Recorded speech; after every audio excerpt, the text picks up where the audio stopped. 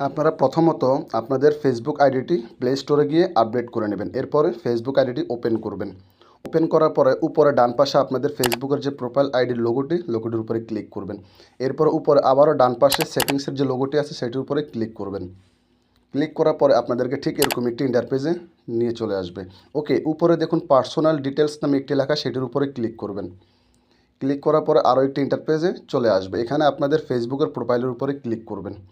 Click করার পরে আরও একটি ইন্টারফেসে নিয়ে চলে যাবে। এখানে আপনারা যে আইডির নামটি চেঞ্জ করতে চান সেই আইডির উপরে ক্লিক করবেন। ক্লিক করার পরে এখানে ঠিক এরকম একটি অপশন চলে আসবে। এখানে নাম, ইউজার নাম, প্রোফাইল ঠিক এরকম লেখা থাকবে। আপনার নাম চেঞ্জ করবেন, নামের উপরে ক্লিক করবেন। ক্লিক করার পর এখানে আপনারা ফার্স্ট নাম দিতে পারেন, মিডল নেম দিতে পারেন, লাস্ট নাম দিতে পারেন। যেমন আমি ফার্স্ট নামে দিব জীবন এবং মিডল নামে আমি কিছুই দিব না, লাস্ট নামে দিব হোসেন।